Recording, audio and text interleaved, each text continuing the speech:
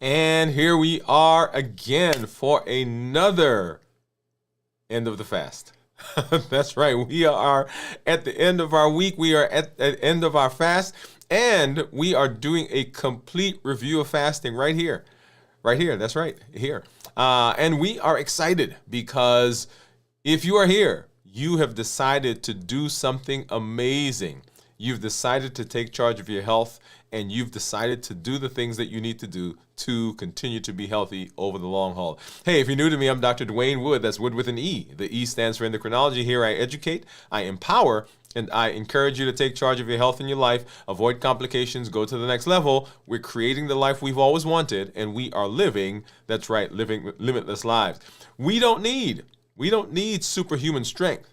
I'm here because I want you to have the success in your health just like you're having in all the other areas of your life, so you can show up fully for all those important events, for the family, for the friends, and for those dreams that you've been pouring into. What you need is a strategy you can trust. You need a plan you can follow, and you need the support and the encouragement to continue to show up every single time.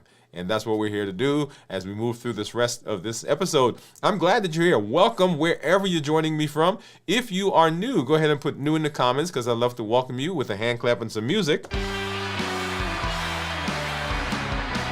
and let you know that we are excited that you are here. If you have questions, go ahead and put those in the comments, because we want to make sure that we get to those as we move through our show today.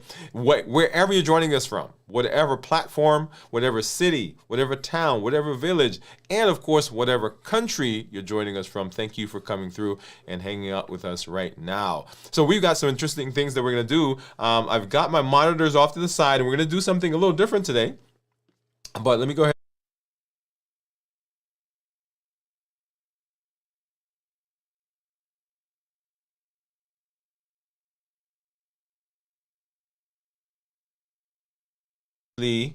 Expired, and so we're going to go ahead and we're going to change that right here on the show, so you can get to take a look at that. So we'll do that here in just a minute. But I want you to know that I am excited that you have come by and that you are in this space. Remember, this channel, everything that we do is designed so that when you show up, you can plug in. You don't have to recreate the wheel. You can just jump in and become a part of this, okay? So make sure that you are taking advantage of all that. If you've got family, friends, anybody who who you know or think needs to be here, go ahead and invite them over so they can become a part of this. So let's go ahead and we're going to go ahead and we're going to change the monitor right now. Let me make one additional tweak here. Okay. So we're going to go ahead and we're going to make a change to that Dexcom right now.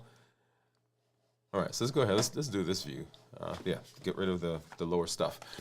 So I wear, as you know, I wear two different monitors. I've got one on each side. I've got let's see which one is which. So this one is a Freestyle Libre.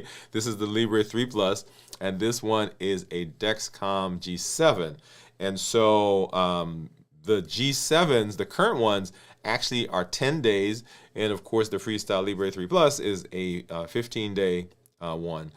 So right now, this one went out. So I'm going to go ahead and change that. And I usually will wear this. It's supposed to be up here somewhere. I usually wear it closer down to my elbow, and the reason I do that is because as I'm going through doorways, or when I'm sleeping, when I'm toweling off, when I get in the car, put on my seatbelt, if it's higher up, then I tend to knock it off, okay? So that's my personal preference. So that's where I wear mine. And I don't really have a problem with it falling off. I know people talk about it coming off. I've never really had that as an issue. Actually, no, I shouldn't say that. There was a batch that I had several months ago, and I think 2 of those actually came off. But for the most part, we've not had any issues with them. And so I'm just going to grab this, and let me move these off to the side because I want to show you. So this is what it looks like. And we'll open the new one here in just a minute. So just pull that off, and you see the tape that's around it. That tape helps to keep it on. All right. So while we do that, let's go here, and here is my box, and we're going to open that one up.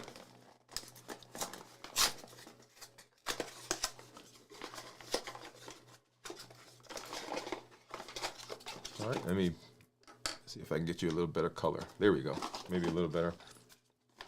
All right, and it's really a big, looks like a big screw, and you basically screw this off, and right in there is the, and you probably can't see that well, but right in there is this, yeah, there you go.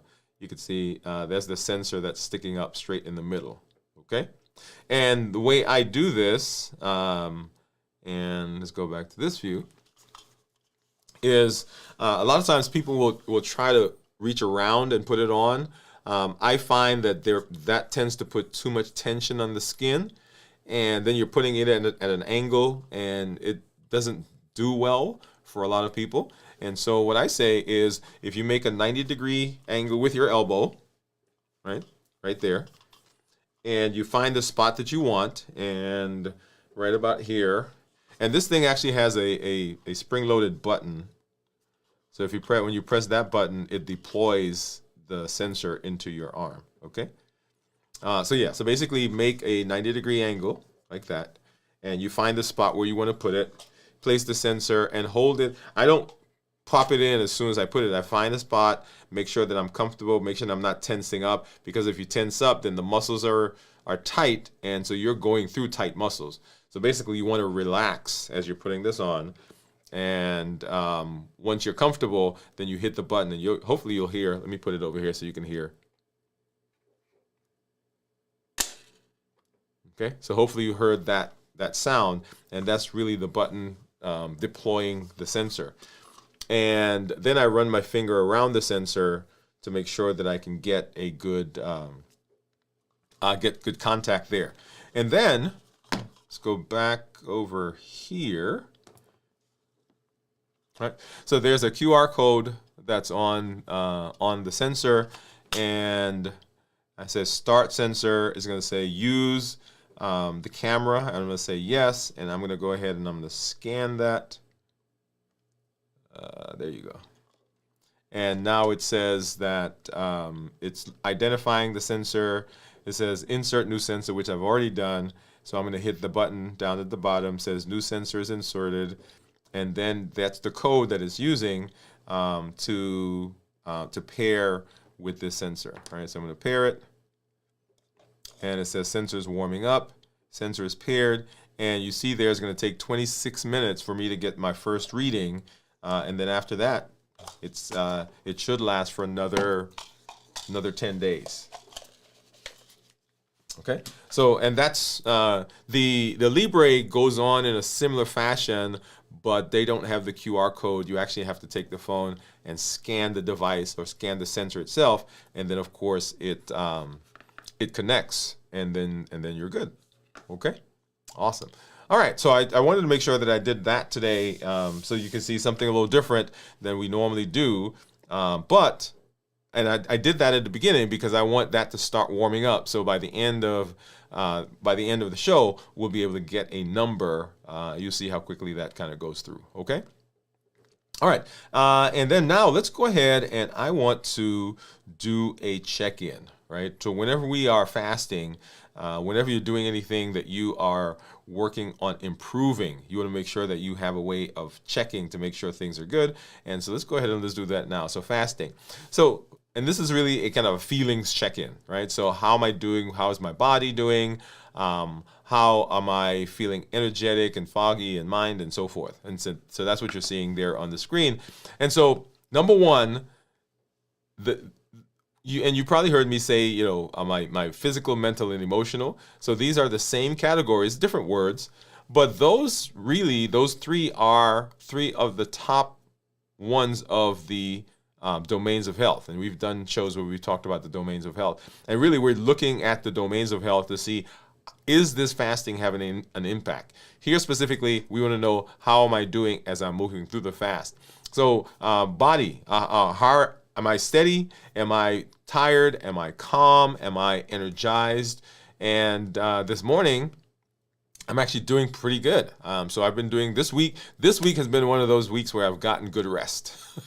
Okay. So I've gotten good rest, and we'll talk about the resting here in a minute.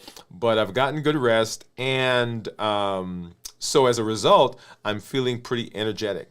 Often people will feel the changes in energy as the body switches from different energy sources, and they kind of feel sluggish, maybe not as energized.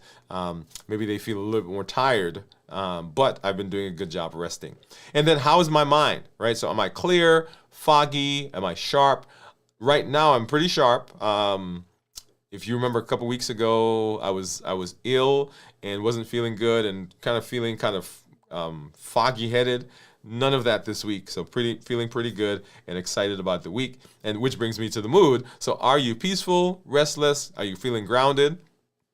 And yes, I am feeling grounded and I'm feeling energetic. Lots of good things going on in the family, in the community, in my life personally. And so right now, mood is pretty elated.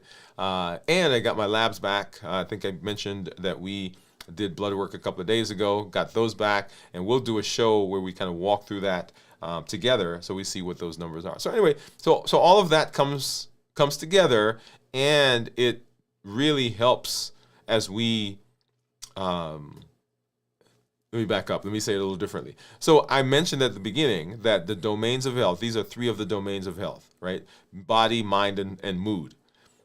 And when the domains of health are good, they don't just stay within their confines. They touch every other part of your health. And so if your mood is good, if your body is good, if you're right, so if it's good, then it actually shows up in other places. And my mood right now is a reflection of the other things that are going on with me. Okay. All right, so that's our feeling check-in. And then let's go ahead and let's take a look at this week's numbers. And for that, we're going to start by looking at my monitor.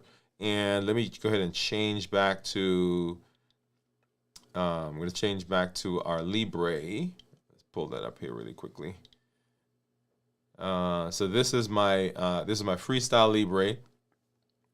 Okay, and you see right now my blood sugar is 79, and you'll see right in here somewhere, let's see how I get my finger on there, you'll see a spike, and that spike actually came right at about 2 o'clock this morning. That's when I woke up and was talking to some folks about some things that were going on, and I actually broke my fast right in there. Right, so that was what, 69, 70 hours, 69-ish hours. Let me calculate that.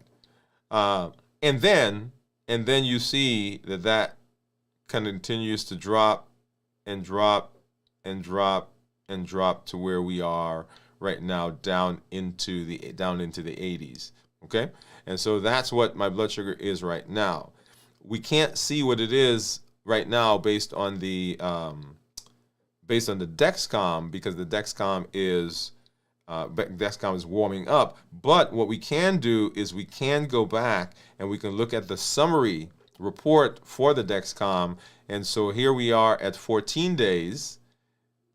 Here we are at 30 days. And then here we are at 90 days.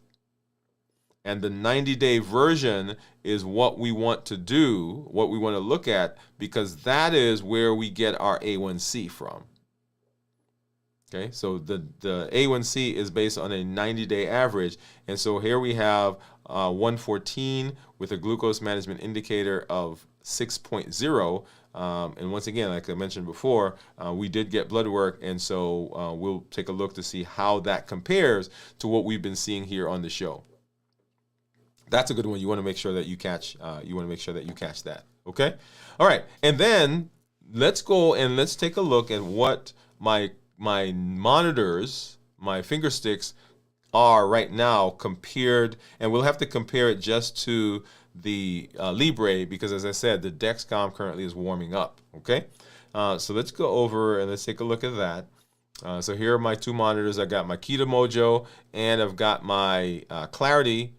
And let's go ahead and grab my container. So here is the strip for blood sugar, strip for ketones, here's the strip for the contour, and then here is my lancet.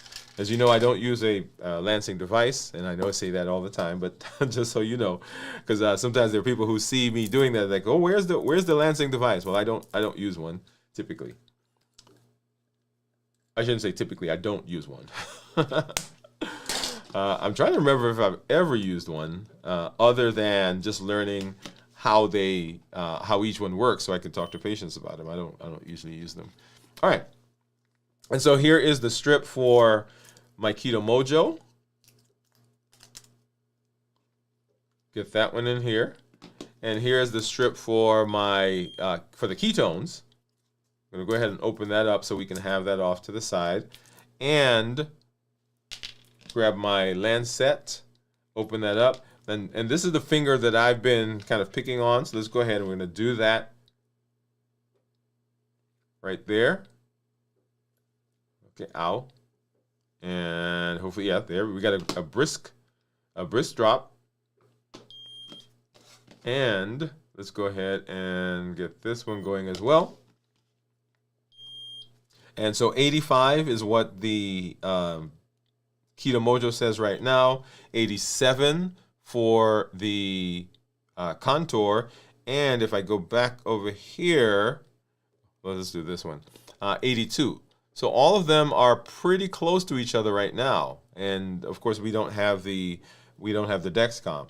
All right, so let's get that out, and let's go ahead and let's see what my ketones are. All right, so ketones are, and I'm going to leave that graph up on the screen so you can see what's been going on with blood sugars when I broke the fast, when I ended the fast, and now let's compare that to what my ketones are going to be right now. And hopefully that works because I got a pretty good dollop from that drop. 3, 2, 1, and 0.4. Right, so 0.4. If you remember when we did our show, it was 0.9, I believe. And so 0.4, less than 0.5 considered normal. 0.5 to 1.5 considered nutritional ketosis, and then above 1.5 considered therapeutic ketosis. Okay. And so when we're in a ketogenic diet, ketone mimicking diet, or we are fasting with the intention of getting into ketosis, we want that number to be 0.5 or higher. Okay? Awesome. All right, so let's go ahead and let's say hello to some of our community members. I do see you popping in there. And once again, if you are fasting with us, if you fasted this week, whatever fast you did, whether you did 16, 8, 12, and 12, 48, 72, 24, whatever it is, I want you to drop in the comments, drop the number of hours that you spent in fasting this week, okay? Because we want to give you a shout out.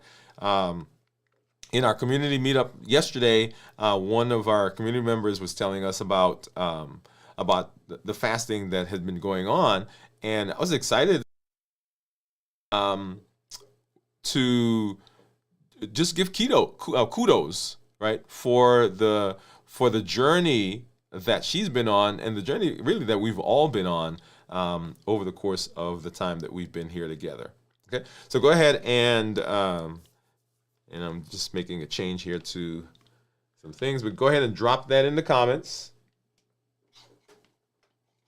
because we want to make sure that we give you some props for that.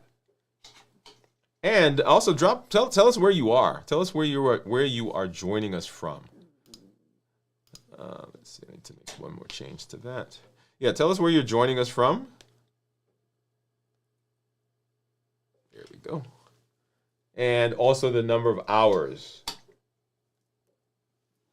that you are in the fast right now. So while we do that, let's go ahead and we're going to hop over. We're going to say hi to some of our community members, and I see you out there. Let's see. Let's start with. Okay, here we are. Cornelia. Cornelia says, "Hello, Dr. Woode, LLG. What's going on, Cornelia? We are so excited that you're here. Thank you for coming through and hanging out with us." Jennifer says, "Howdy all." Howdy, Jennifer. What's going on in your world these days? And Cornelia says, "Hi, Jennifer." Cornelia says 16. Okay, so 16 hours of fasting. Love it, love it, love it. Jennifer said, did OMAD on Monday and Tuesday. Today was work. Good day. Too many good things. All right, so too many good things at work. She said work food day. Yeah, work food. We got that. And then Cornelia says, Ohio, kudos to your OMAD, Jennifer. Yeah, Jennifer. So let's back up. So Cornelia, congratulations. Congratulations to you. And Jennifer, congratulations to you as well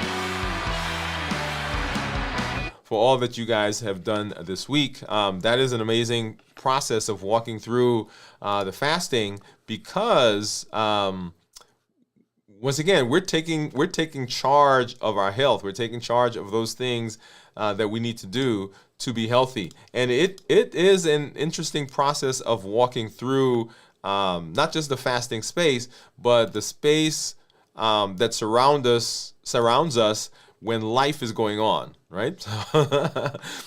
Because you've heard me say before, often it is not a desire or it's not a lack of information. Is that life is happening and sometimes we get off course.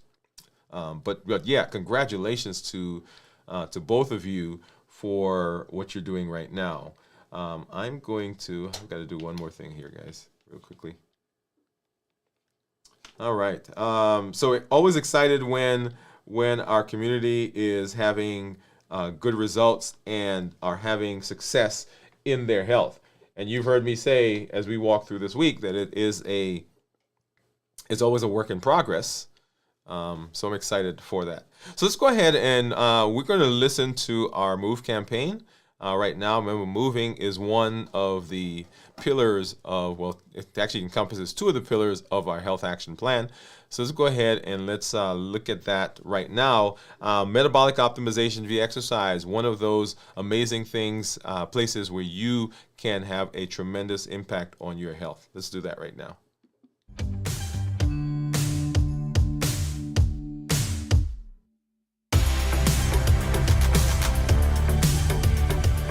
Welcome to MOVE, Metabolic Optimization via Exercise.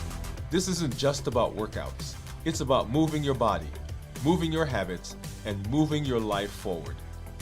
Each episode builds consistency, strength, and resilience step by step. I'm Dr. Dwain Woode, and together we're writing the story of health, transformation, and limitless living. This is MOVE.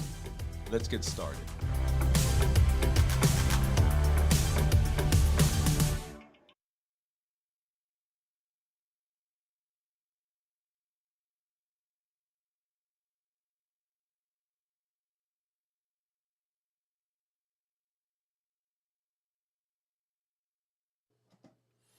All right, so we are fasting. And so whenever we talk about fasting, I want to couch fasting in the correct light in your mind.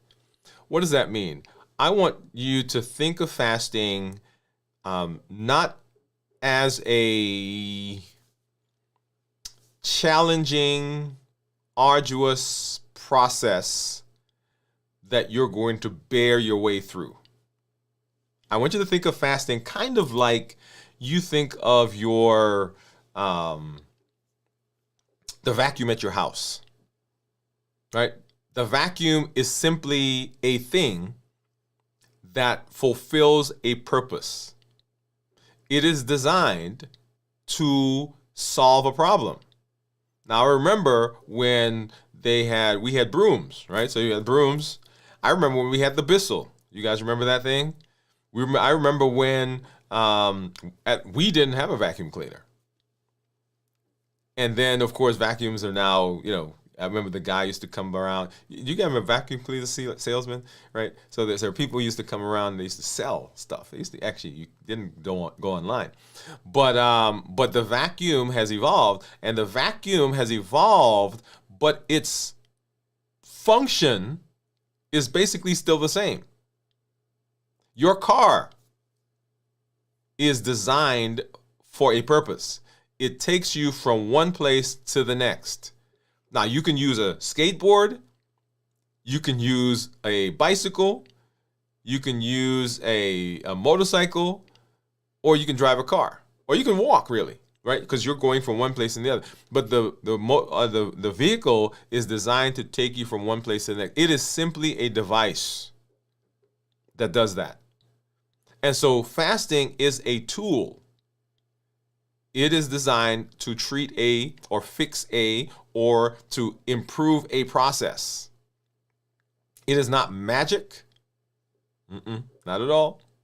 It is not the ultimate. For example, I gave you the example of using different vehicles to get from one place to the other. So there are lots of different ways that you can get to your metabolic space that you're looking for. But just like the automobile is a more efficient way of doing it than a motorcycle, which is more efficient than a bicycle, which is more efficient than a skateboard. So fasting is an efficient way of righting the things in your body, of resetting the system so that you are primed and ready to be able to do what you need to do for your health. That's fasting. So if we're going to use fasting as a tool, we want to understand how that tool works. We want to understand what the benefits of the tools are, or the tool is. We want to understand how to prepare for the tool, or prepare to use the tool. How do we do it successfully? And in our case, when we finish using the tool, what do we do then? And so that's where our fasting comes in. And we're really talking about a system. So fasting is a system that we're using as a tool to improve our health. Okay? Now, to fast well, we want to be able to walk through the process. So what we're talking about, how do we fast well? How do we fast on purpose? How do we fast well every time? Because we don't want every single time that you fast for it to be this arduous process that you go through. As you learn to use it, you should be getting better and better and better at it. And you should understand more and more and more about it. Right? It's kind of like your car. You got a new car, and the first couple of weeks, months, and so forth, you're driving, but you're still learning the system. And so after a while, you hop in the car, turn the key, and you're gone. And so that's the space that we want fasting to sit. That's where we want it to sit. And so when we're talking about fasting, there are 3 phases that we're going to talk about. And these really are, if you think about anything that you do, anytime you are in a process, the simplest way to think about or the best way to get success in the process is to have a strategic way of walking through it. And so that's what we're going to be doing as we walk through our fasting right now, is we're talking about how do we get through the fast successfully? What does that look like? Okay? Here we are. And so that's fasting. And so the first one that we wanted to talk about is our setup phase. So fasting preparation. This determines your fasting success. How you prepare determines how you get through the fast, and then certainly how do we get to the end of the fast. If we do it well, then we end up having the best results. When we don't do it well, then we end up with issues, and sometimes fasting is blamed. Fasting is blamed for those issues when it's really not a fasting process, right? It's not a fasting thing. But you get the idea. So preparation, what does that mean? And we went through, we've gone through before doing a check-in. And really preparation for fasting is giving the idea, number one, that the fast actually doesn't begin at time 0. So the moment you stop eating, Some people think that's when I'm starting to fast. Well, that's when you stop eating. But your fasting, actually, your fasting begins way before that, because the preparation that you're doing to get into the fast ultimately has an impact on the fast. And we've talked about a lot of different things, but I want to go through a couple here quickly in a little bit more detail. And it has to do, one, with our physical preparation. And notice I've in that phrase, physical preparation, there's a whole lot that's encompassed in there. Everything from rest, everything from activity, how we sleep, all of that is encompassed in physical. And so, as you are thinking about fasting, as you're preparing for fasting, fasting is designed to help the body, but there are some things that we can do with the body that actually takes us in a better direction of fasting. And we're going to start with one that sometimes we've actually told people we don't want you to do this. And that is exercise. When we fast, the tendency, actually when we do anything, the tendency is to say, hey, if this works, if I amp it up, then I get better results. That's not the case with fasting. However, you think about your body, the muscles in your body burn calories. And so people will say, hey, if I'm fasting and not putting calories in, if I go do an intense workout, then I'm actually hitting it from two different angles. That is true, except that when you are exercising, if you are not used to it, if you're not used to it and you go out and you start doing strenuous exercising, then you're actually short-circuiting the process, because what begins happening is your body sees that as a stress, and stress requires cortisol. Cortisol finds sugar, and sugar causes a spike, and the spike causes insulin, and insulin dysregulates fasting. Notice the progression. So if you are not exercising right now, if you don't have an exercise routine, when you start fasting, that's not the time to go get a gym membership and spend 2 hours a day, 4 or 5 times a week at the gym. That actually inhibits the process. Now, if that's what you normally do, if you're at the gym and you are working out and that is your normal process, that is now beneficial when you start fasting. Right? That's the whole idea of the fasting workout. And I'll come back to that here in just a minute. But if that's not your normal process, then this is not the time to start it. In fact, if you are going to do anything during fasting, what you want to do is you want to begin doing light activity. What does that mean? That means walking. That means stretching. That means something like yoga or Tai Chi, where it's slow, deliberate, low-intensity movements. Now that helps. It doesn't put the body in a stressful environment, and so we don't have the spike in cortisol. So for preparation, for the physical, for movement, we want you to do light activity. In fact, I want you to do that. The other stuff, right, when you go into the gym and you're running and you're carrying on and you're lifting, that's not what we want you to do when you're fasting. So light activity, light walking, stretching, yoga, right, those types of things, that's good.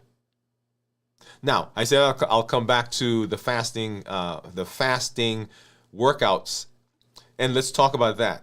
So during fasting, growth hormone goes up. And growth hormone is that thing that's responsible for helping to maintain muscle mass. One of the things that people are concerned about when they have, when they're fasting, they say, I'm going to lose muscle mass. And actually, right, let's be honest, you are going to lose muscle mass. It is not possible to lose weight without losing muscle mass. So don't let anybody convince you that you can do this thing to maintain all of your muscle. No, you're going to lose some. What the trick is, we want to lose more fat weight than we lose muscle weight. But you're going to lose some. And so the fasting workouts is a way, or some people do, for maintenance of muscle mass. In fact, some people do that to build more muscles, because when growth hormone comes out, those muscles recover faster. During those times when, between workouts, the recovery time, that's actually when muscles get built. During the workout, actually, you're tearing muscles apart. And during the recovery is when the muscles get built. And during that process, if you've been fasting, you get a surge of growth hormone, and that helps to get better recovery, faster recovery, and to help maintain those muscles. So during fasting, don't plan to go out and do start your marathon training. If you're doing a fasting workout, then you can continue that intensity because it's actually preserving muscles. But for everyone else, as you're beginning fasting, you want to begin implementing a low impact, light exercising. And you want to start doing that, not time zero. You want to start doing that the week before you're going to do your fast. And then as you get into the fast, as you do fasting over and over and over, then you will have that now incorporated into your fasting schedule, and it doesn't become a big deal. Because at some point, we're going to want you to begin amping up what you do. But that's not the place to start when you're first starting fasting, or if you don't have a regular routine workout, this is not the place for that. Okay, so physical. Number 2, in terms of the physical, is your rest. The body recuperates, it regenerates, it assimilates while you're sleeping. If you are not resting, you are wasting some of the benefit of your fast. Come on. I'm just going to say it. If you're fasting, you're getting amazing benefits. Lots of changes are going on in the body. But if you are not resting, you're not getting the full effect of those changes. Because your hormones are regulated during fasting. Your muscles begin recovering during fasting. Insulin decreases during fasting. So insulin resistance drops during sleep. Let me say that again. So hormones regulate during sleep. Muscles recover during sleep. Yeah. And when we're not resting, when we're not sleeping, then that blunts or that short circuits the things that we say we want. Yeah. So we don't want to do that. We don't want to short circuit anything. We want the full benefit. We want the full benefit of everything. Okay? So 1, activity, light activity. Number 2, rest. And we recommend at least 7 to 8 hours of sleep. I'm going to just pause there because I know some of you are like, oh, well, how am I in the world going to get 7 to 8 hours? 7 to 8 hours of sleep. Do you know if you don't rest well, it's been shown that your reaction time can approach that of someone who's intoxicated? Your thought process is blunted. Your energy is blunted. Your response time is blunted. And so we don't want any of that. And on top of that, because the changes that are going on in your body are supercharged during rest, if we're not resting, then we run into difficulty. Okay? All right, so number one is our setup. The setup is important. Fasting preparation determines fasting success. And number two is the steady zone. This is where structure replaces struggle. The structure of your body replaces struggle. And the high concept here is that your body is primed. Your body is designed to heal. I want you to hear me. Your body's goal is to keep you alive. Everything that it does is with that intention. Now, some of you are watching and say, wait a minute, my body's been fighting against me. No, it's not been fighting against you. There are things that affect the body that make the body working in a way that it's not designed to work. But at its base, the body is designed to heal. In fact, when we talk about this word homeostasis, homeostasis is the process of keeping sameness. For example, and let's use one that we talk about all the time, blood sugars. When your blood sugar begins rising, your body produces a hormone that brings that down. And as long as the blood sugar keeps rising, the body keeps producing the hormone. And that's why for billions of people on the planet, they're eating cookies, candies, cakes, they're eating loads of pasta, drinking lots of sodas, drinking lots of juice, and their blood sugar is still normal when they go to their doctor. Why? Because the body is remaining or keeping things stable. That's what the body does. When you don't drink enough water, your kidneys retain fluid to keep you hydrated. You go out in the desert and you haven't had anything to drink for a while. The body decreases the production of urine so that it can retain the fluid because its goal is to keep you alive. When you drink too much water, if there's such a thing, most of us don't do that. The body increases the production of urine to get rid of the fluid because its goal is to keep you within a certain space.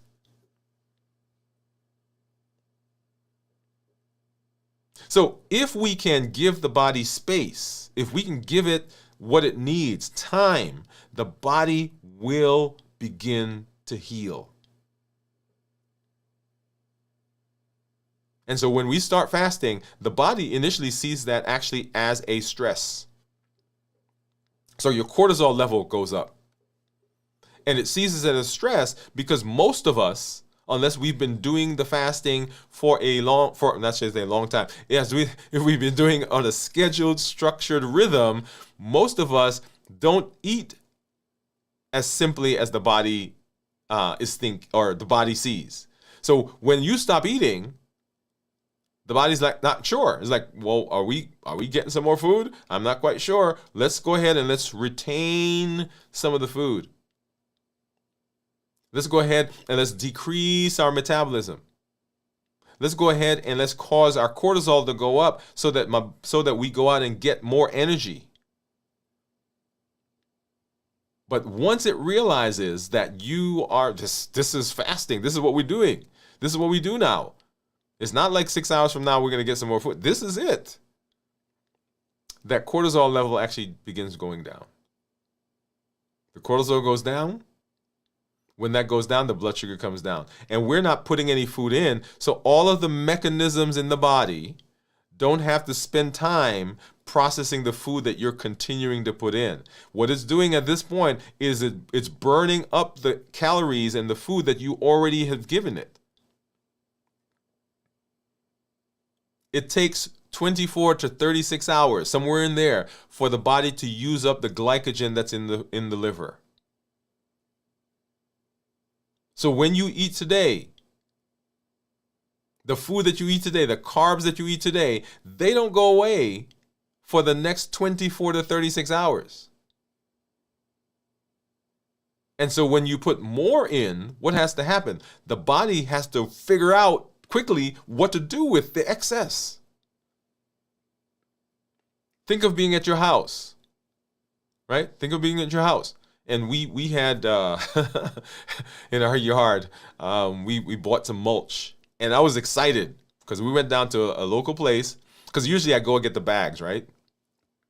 And this summer, well, it was spring at the time, getting ready for get into the season, and I went down to this place, and the guy's like, "We're having a sale on mulch," and I'm like, "Good, good quality stuff, right?" And I said, "What's the sale?" And I forgot what the price was, but he said, "You see that dump truck? You get all of that." And I just lost my mind, y'all. My wife came on, she was like, "What in the world is going on?" Right, because the dump truck came to the house, and first of all, I hadn't figured out where I was going to put it. Okay, so it ended up on the driveway, so it stained our driveway. Anyway, that's another story.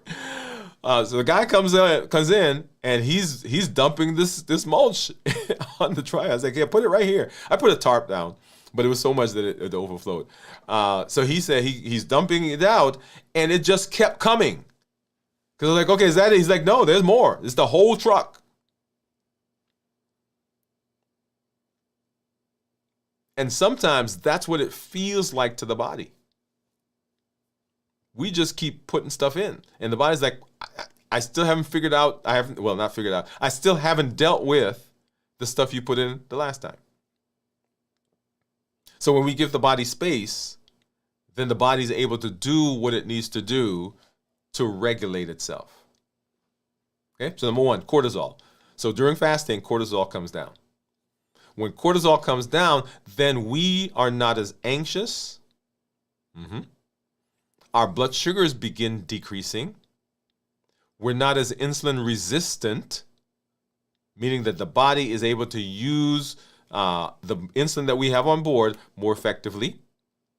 As a result of that, the body doesn't have to make excess insulin. Boom, let's pause right here. Hyperinsulinemia, that is too much, well, that should, an elevated amount of insulin is the underlying problem with a lot of our metabolic dysfunction. It is not that insulin is the problem. It is the excess insulin that's the problem. Going back to my example a little while ago, I said, when you go to your doctor and the doctor says that your blood sugars are good, your A1C is in target, we get excited. Because we're told that we're pre-diabetic, or sometimes we say, you're not even pre-diabetic, you're in the normal range. Okay? Now, I want you to think about the things that you eat. Pause for a minute. I want you to do an evaluation of the things that you eat. I want you to think about the carbs that you're eating. I want you to think about the sugar that you're eating. I want you to think about the drinks that you drink. Whatever it is. And now I have a question for you. If you're eating and drinking that, how in the world is my blood sugar normal? How in the world is my A1C still in the normal range? And the reason it is because the body is producing insulin to keep the blood sugar normal, which is an amazing thing. But it is producing an abnormally high amount of insulin. And eventually, that's where the problem comes. It's not that the body kept it normal that's the issue. It is the abnormal amount of insulin that it's continually having to produce. So when we're fasting and we've dealt with the cortisol, we've dealt with the insulin resistance, our body can decrease the amount of insulin that it produces so that those downstream issues that we talk about, they begin going away.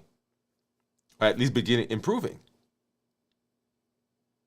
We've already said that growth hormone comes out during fasting. And when growth hormone comes out, it helps to build muscle.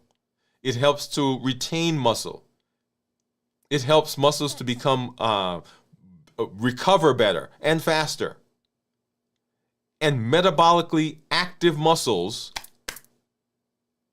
are a gold mine, because metabolically active muscles do not require insulin to burn sugar. Come on. So once again, we notice that because of what we're doing, our body doesn't require as much insulin to function. And we are, even in that phase, reducing the amount of insulin that's in our body. When insulin goes down, our satiety and our hunger hormones become better regulated, because high insulin disrupts ghrelin and interferes with leptin.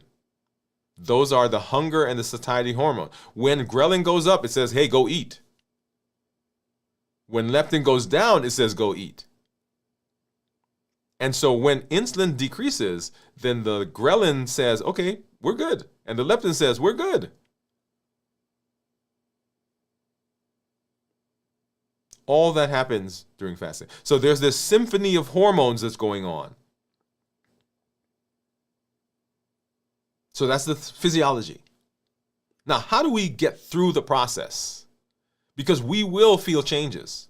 Because at 24, 36 hours, the body is changing over. Or even, let's go before then. Right? Walk through that process. So you stop eating, and it's now 4 hours, 5 hours, 6 hours. You're used to eating again.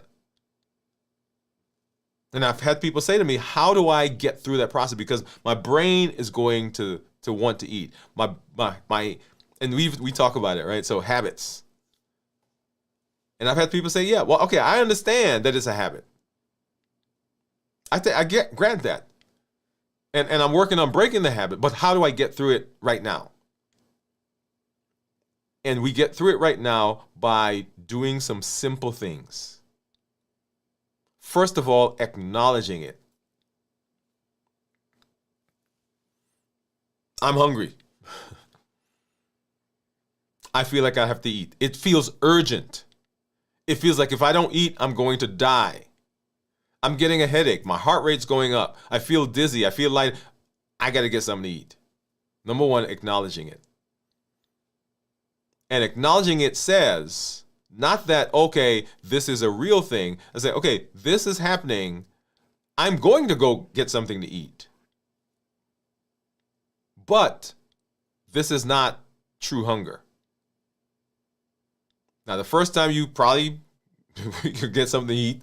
The second time you probably get something to eat. The third time you probably get something to eat. But eventually your brain will begin processing and say, wait a minute. I just ate 2 hours ago. My weight is already 20, 30, 40 points, 40 pounds above where I need to be. There's no reason that I don't have enough energy in my body to sustain me for the next 6 hours. Right? So you're processing. Number one, acknowledge. Number two, understanding what's going on. It is not an urgent. It is not an emergency. It is not that you're going to die. It is that we're used to it. We've gotten used to the dopamine hit. We've gotten used to having something in our stomach. We've gotten used to the stretch. We've gotten used to the security that the food brings.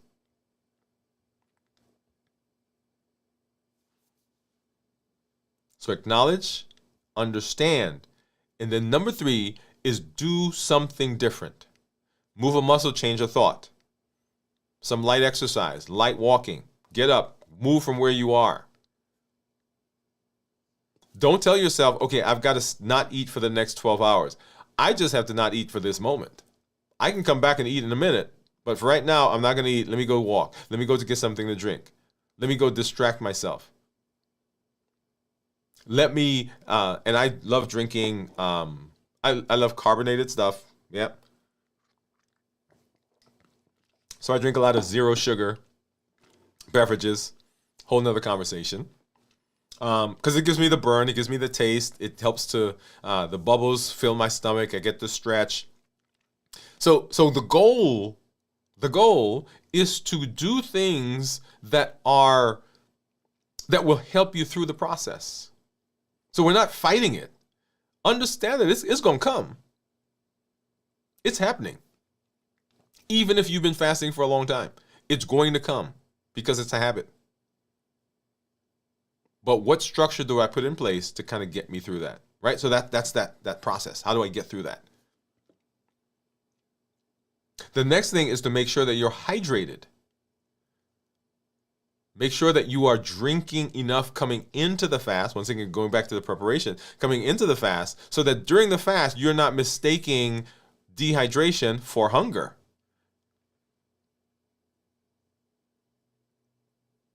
Because if we do that, then we're going to go get something to eat. Number 3 is making sure that you have done a good job in your eating window in terms of nutrition, so that during your fasting window, your body's not craving. Now, when I talk about doing a good job in your eating window, I'm not talking about calorie-dense foods. We're talking about, are you doing a good job of nutrient-dense foods? Enough food with iron, with enough fiber, food with enough vitamins and minerals. Are you doing a good job with that in your eating window, so that during the fasting window, it doesn't become a problem? And then the mindset of fasting, which is why I started with the setup for fasting. Fasting is simply a tool. That's all. It's a tool I'm going to use. A tool I'm going to use to fix a particular problem. Now, it's a tool. It's not magic. I'm going to use it, so I am making the decision. Nobody's forcing me to do it. And I'm getting a result from it. If you walk through that process continually in your mind, you will begin seeing fasting in a different light than you may right now. Because sometimes we see fasting as this arduous, I'm being forced to do. Nobody's forcing you. It's just like the hammer. When something falls off the wall, I run out and I get a hammer. I'm not mad at the hammer. I might be mad at the wall or whatever happened for the wall. But the hammer I could use it. I don't have to use it. But I get the hammer, I put the stuff back, and then I'm done. So the mindset with which you come to fasting, very, very, very important. And then, so that's the second phase. And then our third phase is the break phase. So refeeding completes the metabolic loop. So we prepared for it, we walked our way through it, and now we're at the end of the fast, and we're going to refeed. And here, a couple of points. Number 1 point that I want you to get is that refeeding or eating at the end of the fast is not a sigh of relief. Pause for effect. This is not just, oh my God, yeah, man, I finally got through that fast. That's not the posture. Because the end of the fast is simply a end of a phase of your health journey. Right? That's the concept that you want. It is a cyclical journey that you're on. And as you continue from one phase to the next phase, it's not that, okay, that phase was better than this phase, and oh my God, I'm so glad I got through that one because now I could do this other stuff over here. The end of the fast is simply the entrance to another part of your health.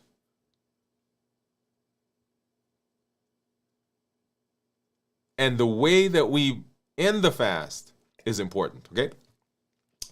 When we are in the fast, we want to anticipate what we're doing when we get out of the fast. So begin planning what you're going to eat. Actually, when you start planning the fast itself, you should plan what you're eating, not just the beginning of the fast, but also what I'm eating to end the fast. Because preparation. Otherwise, we are relying on our motivation. We're more relying on how I feel at the time for the food I'm going to eat. And that's not where you want to be. You want to prepare for that.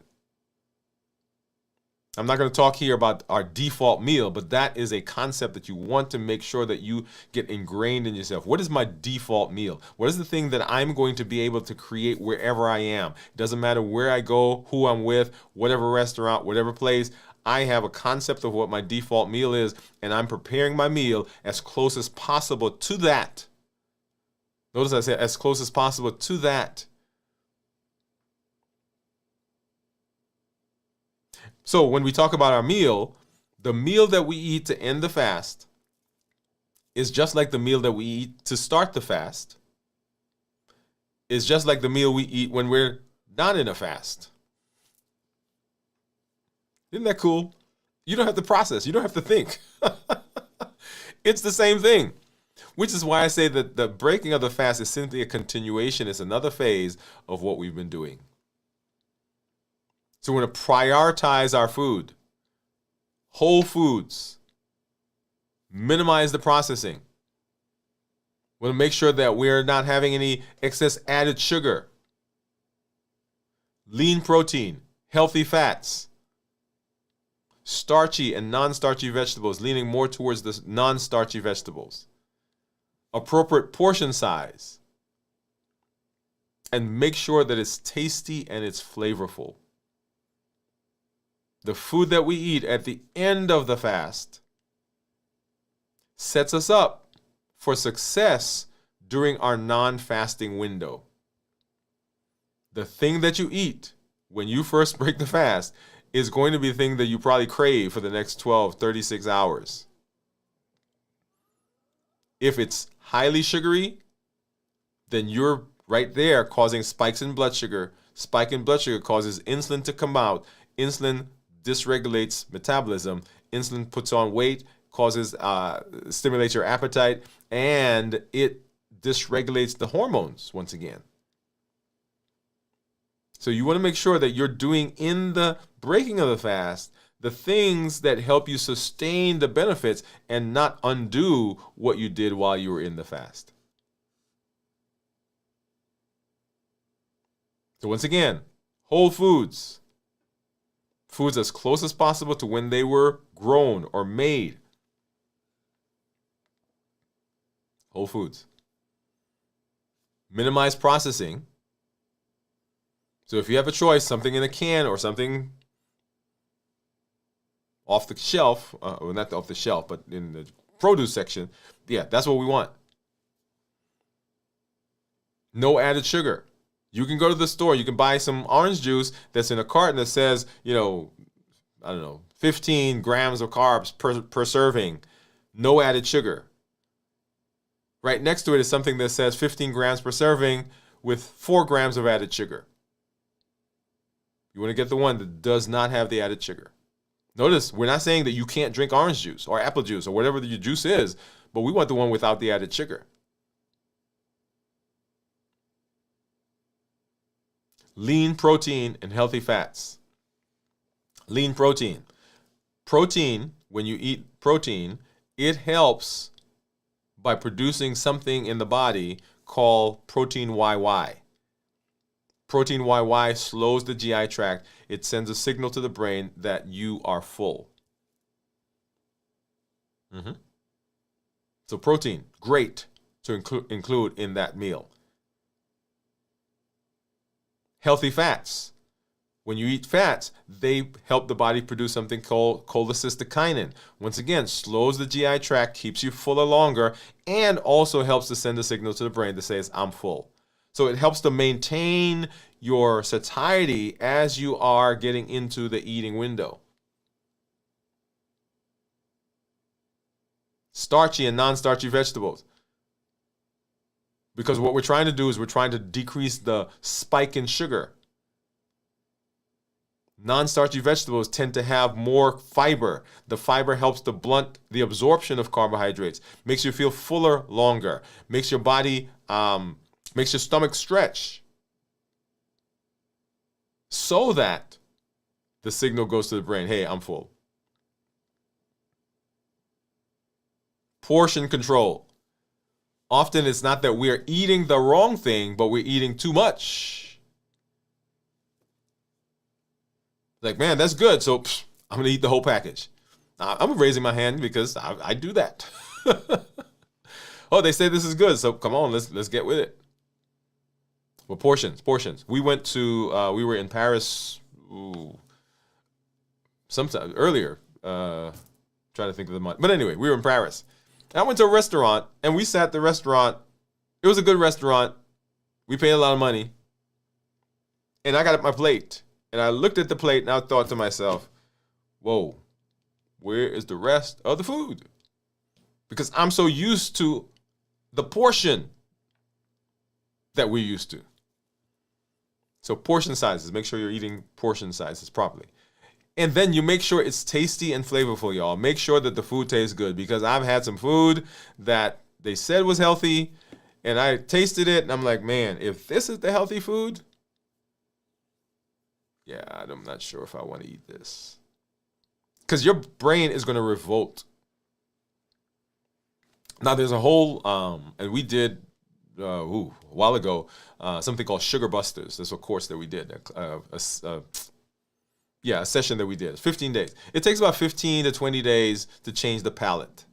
So it is possible to change what your, how your palate, your taste buds, it is possible. But make it tasty, make it flavorful. And then eat slowly. At the end of the fast, don't just gobble everything up. It takes 20 minutes for the signal to get from your brain, from your stomach to your brain that you're full. When you eat fast, what you're doing is you're short-circuiting that, because you end up eating more before the signal gets there. And by the time the signal gets there, you've already eaten 2 to 3 times what you should have and would have eaten. So take your time. So 3 phases. And that's it. The setup, the stability, and then we break it. And I want to talk a little bit about the inner design loop. The inner design loop is our vehicle. It is the arm of change. It is the thing that allows you to process and evaluate and decide whether you need to do something different. Anchor, align, and adapt. Anchor says, what's working? What was it that helped me during this process? What is it that helped me feel stable? That's why I'm gonna hold on to that. That's my thing. Maybe sleeping, maybe it's hydration, maybe it's a mantra, maybe it's community. What's the thing that's helping me stay stable or feel stable? I'm hanging on to that right now. And then align. Are my behaviors and my decisions consistent with where I say I want to be? You heard me say, so you can show up fully for your family, for your friends, for your dreams. Are the decisions I'm making right now going to take me in that direction? And then we adapt, meaning that we've got to be reflective, meaning we've got to be, we have to be able to understand ourselves. We have to be mindful. We have to have some emotional intelligence. What is my body telling me? What are the things that push my buttons? What are some of my triggers? How do I deal with that relationship or that conversation? Are there things that I've got to learn? Are there tools that I've got to go get so that I can know where I am? And then, what is one thing that I can do, a micro change? What is one thing I can do to help me be more successful the next time? That's the inner design loop. And so remember, fasting is a tool, but is a system. We've just learned a system. Structure turns discipline into design. And we are designing the life.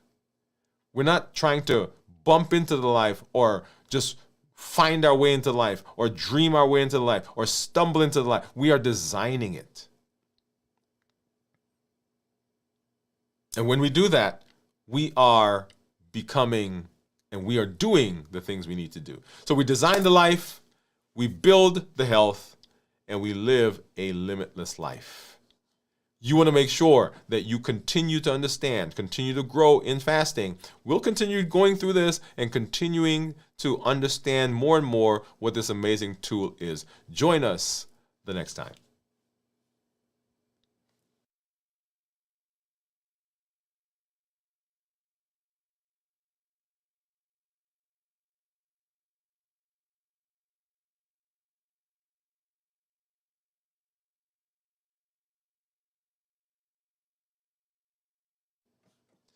All right, and so let's go ahead and let's look at what my meal, my breaking the fast meal looks like. Okay, so let's go ahead and let's look at that right now. And so here I have, and this is a salad, right? Salad that I've created. Let me get this off this side here really quickly. There you go. A salad that I've created. And so what we have in here, I've got my standard jerk chicken. I've got some black beans. Under here, I've got red cabbage. I've got tomatoes. Here are my chunks of cucumber and some red onions. Now, what I don't have here, I thought I brought it in, was I thought I had some cheese, but I don't have it. But that's okay. All right, so let's walk through this again as we talk about balanced bites. And actually, let me bring this over because let me do something here really quick. Yeah. So this is the salad dressing that I have, and this is a combination. I'll tell you a little bit about it here in a minute. Okay, but for now, let me take that off the screen. So whole foods, and everything that you see on this plate right here, whole foods. There's no non-whole food here. So, and because there's no cheese on it, if there were cheese, then there would be some non-whole food things over there, right? So whole foods, minimize processing, and the only thing that's processed here is the beans are from a can. The black beans are from a can. Everything else is non-processed. We've got lean protein, minimize sugar. So once again, nothing here has sugar in it. Lean protein and healthy fats. So I've got chicken. I've got beans are my protein. And right now, in terms of fat, would be from the chicken. Right? So nothing else on there. Starchy and non-starchy vegetables. And there is no starchy vegetable on the plate. We've got cabbage. We've got the not tomatoes. We've got the red onions. We've got the cucumber, and we have the carrots. It's tasty and flavorful. I've not tasted it yet, but y'all, I'm anticipating it with a vengeance right now. And then portion controlled. And this is an appropriate portion. Now, I'm going to add, and those I deliberately left this out. So here is some non-processed, this is some processed stuff, right? So this is a combination of four different salad dressings. So there's a restaurant here in town that makes two of my favorite salad dressings. They make a horseradish and a Parmesan ranch. And so I have a dollop of each of those in here. And then one of our community members turned me on to a salad dressing. If you go back and watch this, this is several months ago. So I've been continuing to buy that. And so it's a vinaigrette. So there's probably a teaspoon of that in here. And then there is a buttermilk ranch that I like. So anyway, so the combination of those is what I have in the right here. And so we're just gonna drizzle some of that here. I know. Okay, so a serving, they tell me is 2 teaspoons. Okay, do you think that's enough right there? Okay, I'm gonna stop. And then let's go ahead. I'm gonna jump in and get a taste of this.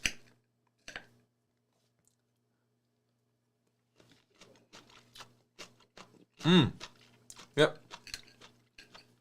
Remember I was talking about that flavorful? Yep, it is flavorful. Delicious. Oh, that one don't want to come by itself, so I guess I'll eat more.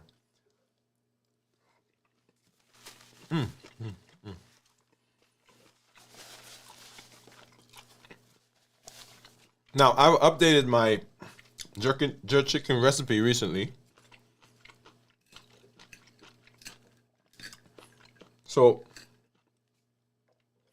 I'm going to add that somewhere so you guys can get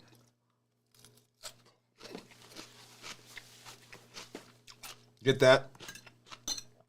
And of course, we may do a show. We've done shows before where I showed you the cooking part. Keep an eye out for more of those. Delicious. And I love salads because the salad has the fiber. It has all the different flavors, the different textures. There's the crunchy. There's the soft. Some firm. We got the savory in there. A little bit of sweetness from those carrots.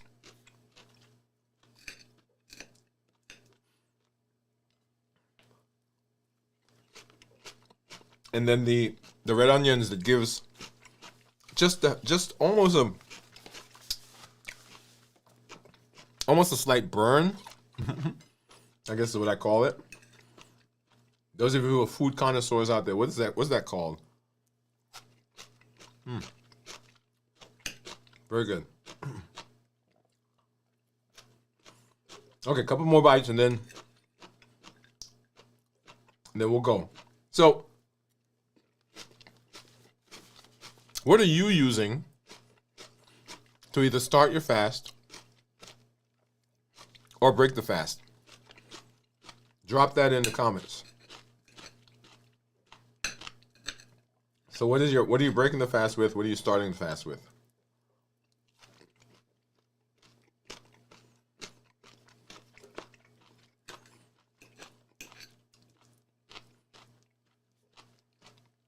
Yeah. Okay, I'll stop there.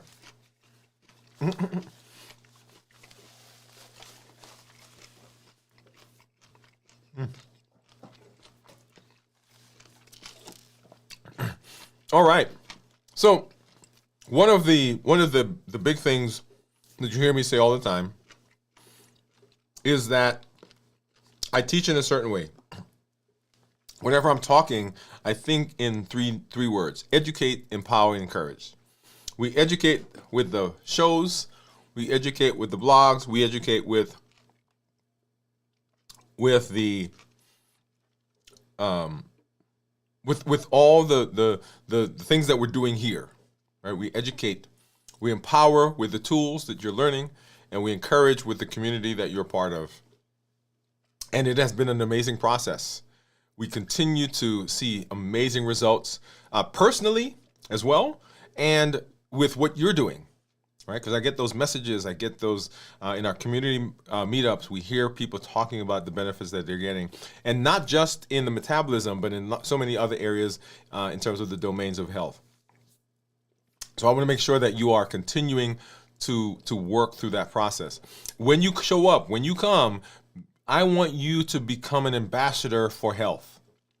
There are people in your community, there are people at your church, at your job, who need to understand how their body works so that they can get the benefits that you're seeing. So when you're improving, don't keep that to yourself. Let other people know. Let them know that they can do something different, that they can also have those benefits. Okay? So make sure that you're doing that. And when you come, tell your story. Tell the successes that you're having, as well as tell us where you're having some challenges. We want to know. This community is a no judgment place because we're all walking the path together. We might be playing our own game in our series, but we're heading in the same direction. Long, healthy life is the goal. And so that's what we do here on the channel. And as we continue walking through the rest of this week, we've got our video from the vault tomorrow night at 9 p.m. Central. We've got This Week in Review on Sunday morning at 6 a.m. And then we've got Dwain Woode MD Live coming up on Monday. And this is going to be our final episode for the season. Okay, final episodes for the season. Come on by, hang out with us. We will be back. After that, our next show will be on the 5th of January as our first show for the year. That may change because we've got some things going on that may push that back for a week, but it'll be either the 5th or the next week. Make sure you come out now to do that. In the interim, there will be something here on the channel, so come on out. It's not going to be live. Come on out and engage and become a part of that. One of the things that I started doing, I started doing this last night, that I want to put up for you is we do the teaching here. We do the teaching out in public. Some people want some more introspective work that they can do on their own, in quiet, in a group. And on our site, on our website, you'll see some changes there. WoodeLifeDesign.com, WoodeLifeDesign.com. If you scan the QR code that you'll see there on the left, then you will be getting some weekly insights and updates, right? Some structure, some clarity, some consistency. This is not designed to bomb your inbox or to put spam in your inbox. It is just simply something that you get on a weekly basis where you can begin walking through this path, sharing with your family, and in the quiet of your own home, in the quiet of your space, you can begin that journey that we are doing here. You can continue the journey that we're doing here. And then on the right side, you'll see another QR code. I am always interested in how to improve, how to get better, and you'll see that there. And we would appreciate you scanning that and giving us any information that you can to help us shape the future of what we do here on the channel. Okay, when you do go there, make sure that you put the show that you are watching. If you're doing this on the replay or if you're doing it here on the live, we appreciate all of that you do. Okay. And we are glad that I am glad that I get a chance to walk along with you in this space to see the successes that you're having. And always, always, always, you help to inform me and you help to make me grow. So thank you for the honor of doing that. We'll see you as we move through the rest of the week. We'll see you next week. Hey, this is Dr. Dwain Woode. That's Woode with an E. The E stands for endocrinology. Here I educate, I empower, and I encourage you to take charge of your health and your life, avoid complications, and go to the next level. We're creating the life we've always wanted. I want you to have the success in your life here in health as you're having in all the other areas.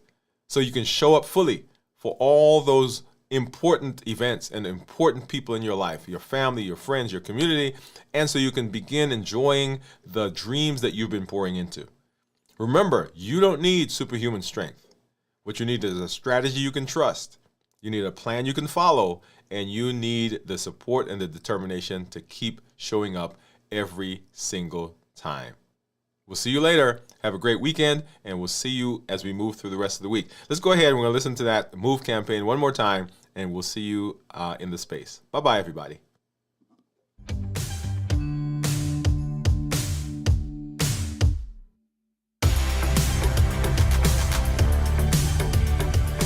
Welcome to MOVE, Metabolic Optimization via Exercise. This isn't just about workouts. It's about moving your body, moving your habits, and moving your life forward. Each episode builds consistency, strength, and resilience step by step. I'm Dr. Dwain Woode, and together we're writing the story of health, transformation, and limitless living. This is MOVE. Let's get started.